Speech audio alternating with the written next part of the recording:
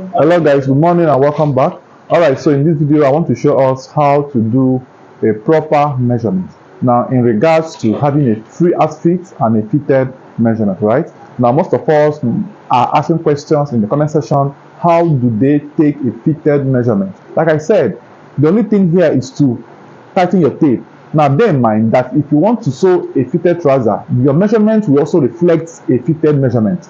If you want to sew a free trouser, for example, your measurement as well should reflect a free trouser. So in as much as your customer might want any of the either ones, now you're the one to measure in accordance to what he wants. So that's why you must ask your customer what he wants. Then when he states what he wants, you can now tighten your tape properly for him, right? Or fit as well for him in accordance to what he likes. So the difference between a fitted measurement and a free outfit might be 2 or 3 inches extra, right? From the fitted outfit, you can go extra 3 inches to give him a free outfit. So the measurement is in accordance to his tastes and choice of outfits, while the formulas to get the craft, armhole and neck remains the same, whether fitted or free. So this is why I am making this video, in order to clear us on this area. So like all of us must have seen or watched previous videos I made on the areas of measurement, which I told us that we have 6 areas for top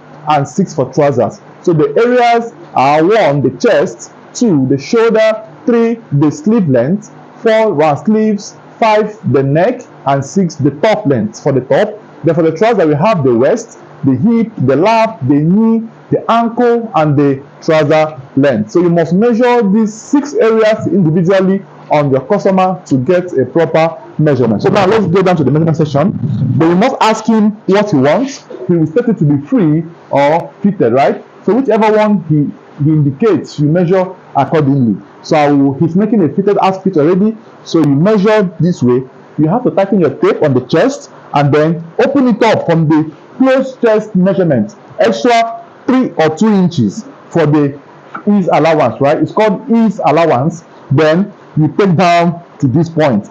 So this serves us for his fitted measurement. But if he had requested for a bigger outfit, I will add extra 4 or 3.5, that's 42 or 41.5. This will serve us for his free or loose measurement. So his chest is 40 from the chest of 38, which is the tight body fit of the chest, extra 2 inches, which is called ease allowance. So 39.5 or 40 is what I will use. You must make sure that the tape gets to the hip region. Once it hangs there, whatever measurement you have here is what we use for his chest. So chest is 40.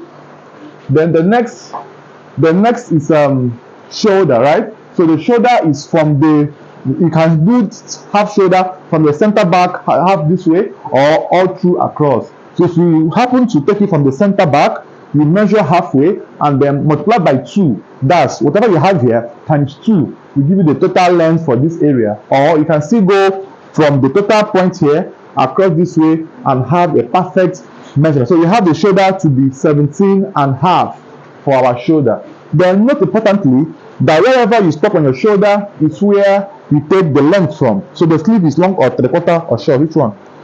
3/4. So he's asking for 3/4 sleeve. So wherever you stop on the shoulder is where you take the reading for the sleeve length, right? So the sleeve length for 3/4 is 15. So if you are making long sleeve as well, you also measure long, but he wants 3/4, so we measure 15 for his 3/4 sleeve length, right? Then the round sleeve follows. You measure the bicep area, which I have it to be 14 inches, and then the point where the sleeve length stopped is 13 for fitted, or 13.5 for ease allowance as well for the round sleeve of the 3/4, right? Now the next is the neck. Place your tape around the neck this way and you measure all through. You have here to be 16, one finger being inside, 15 neck, 16 neck, 16 neck is for the neck.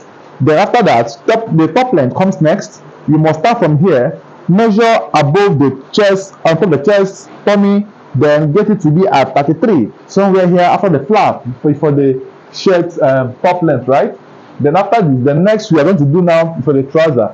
Then measure this way Don't measure on the belt, measure above the belt. So the waist I have here is a waistline of 31 waistline is what I have here. Now the next we have for the hip is you must make sure his legs are open. Then you measure around the hip circumference this way. So I have the hip to be 43. I have the hip to be 43 or 42 hip is okay for him. 42 hip is okay for him.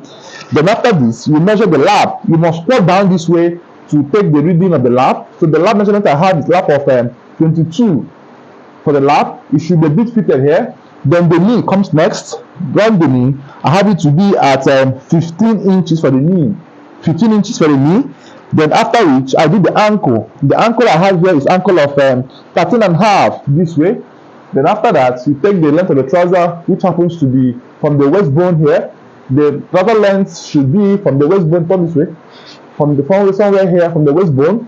I have it to be at 40. So this is how you take a proper measurement. So let's now get down to the cutting stage proper.